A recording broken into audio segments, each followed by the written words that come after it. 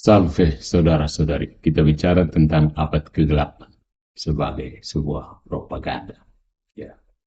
Di kalangan amatir, pada dasarnya mereka yang tidak berpendidikan, abad ke-8 hanyalah sebuah postulat yang tidak jelas bahwa periode abad pertengahan peradaban barat adalah masa kelam kemajuan atau stagnasi. Ya. Ini sebenarnya hanyalah sebuah narasi pseudo-historis yang didorong oleh kelompok fanatik anti-Katolik yang dikenal sebagai pemikir pencerahan, Renaissance, Enlightenment. Entah bagaimana narasi ini tersebar luas di beberapa negara barat, terutama Anglo-Saxon, karena mereka terlalu melebih-lebihkan masa pencerahan ini. Dan meskipun sebagian besar pandangan empiris modern telah menyangkal narasi ini masih hidup dalam pikiran primitif masyarakat yang tidak berpendidikan atau para propagandis sekuler. Gitu.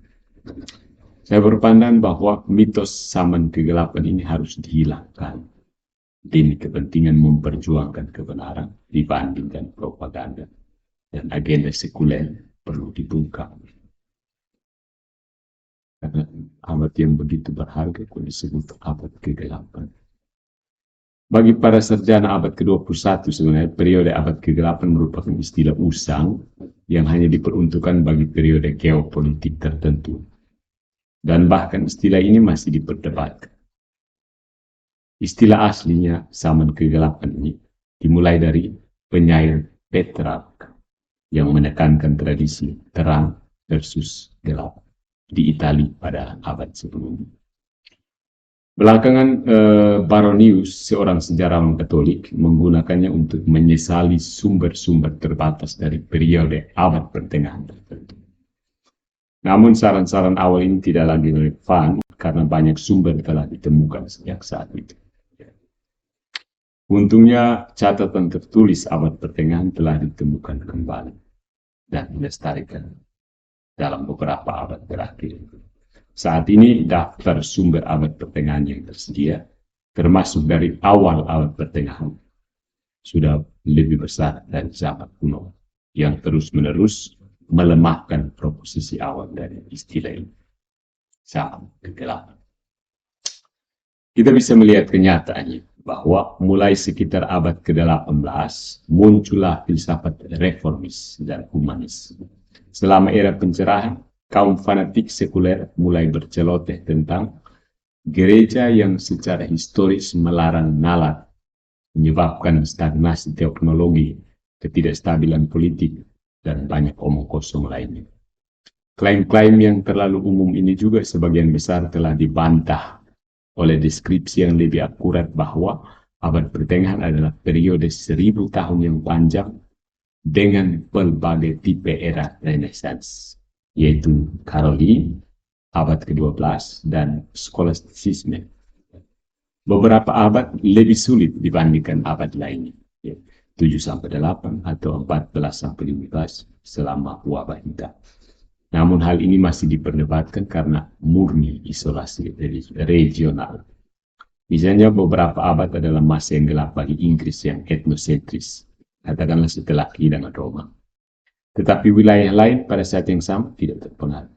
Jadi sebagian besar mitos zaman kegelapan juga berasal dari bias nasional sentris dan bukan pandangan holistik mengenai periode tersebut. Apakah bencana di suatu wilayah menentukan suatu era, wabah Black Death itu kan. Jadi sebenarnya dari mana asalnya zaman kegelapan? Pada akhirnya mitos zaman kegelapan bukanlah periode nyata yang didasarkan pada sejarah atau referensi empiris.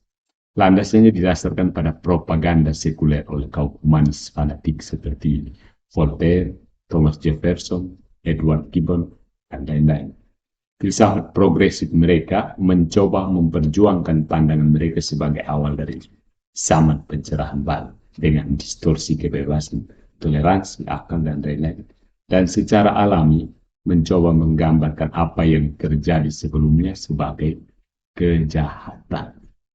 Maka dengan cepat mereka melakukan penghasutan terhadap sejarah, di mana ditemukannya kembali beberapa gagasan Yunani Romawi yang dipandang baik.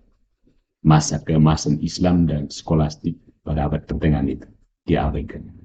Tindakan gereja dipandang buruk dan tindakan pencerahan dipandang bagus. Dan kita punya mitos zam kegelapan. Ini sedikit disederhanakan, tetapi gambarannya ya seperti itu.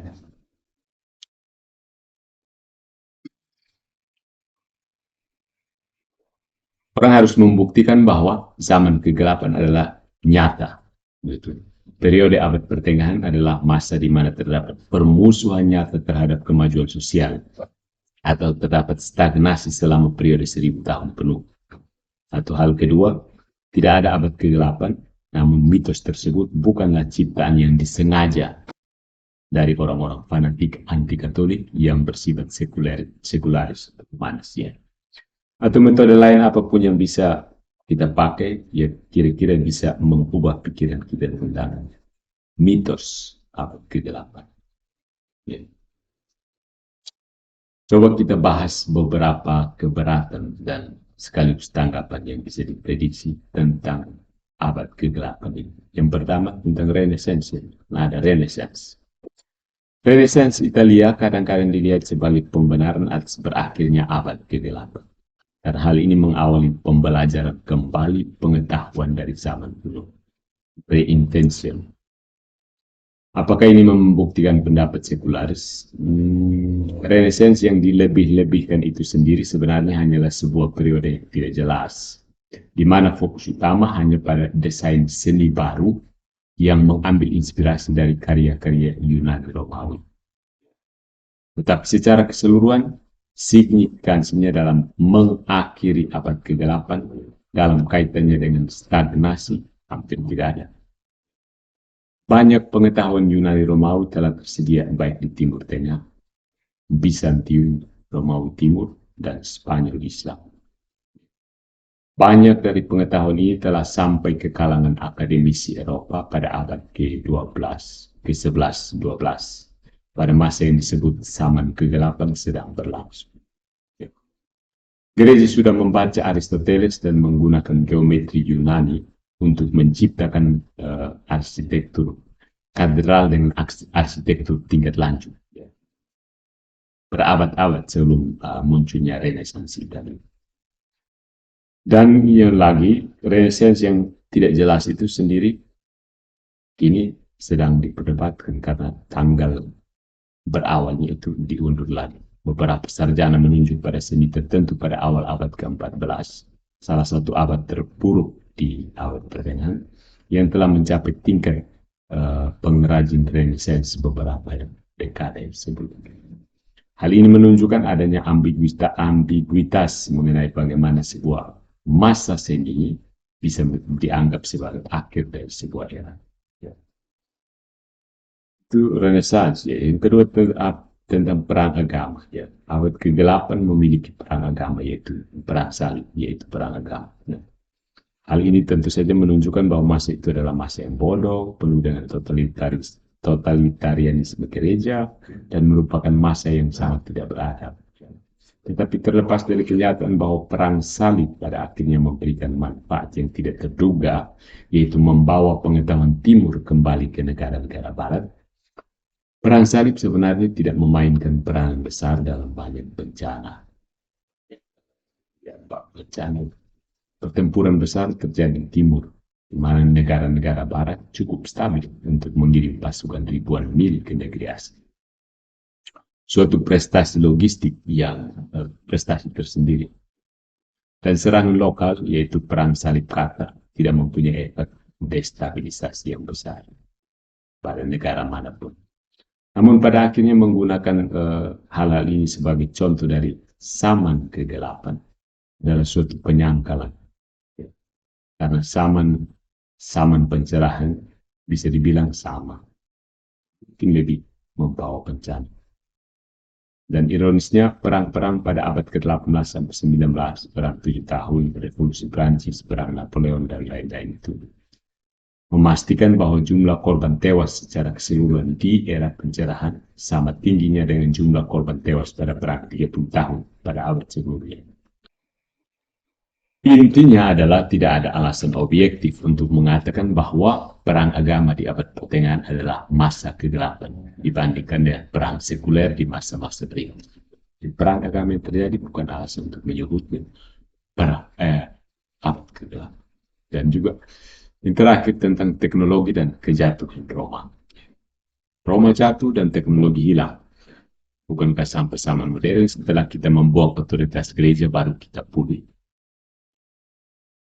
Kejatuhan Roma itu sendiri bagi penganut Romanofil modern manapun merupakan pernyataan yang meragukan dan yang selalu demikian.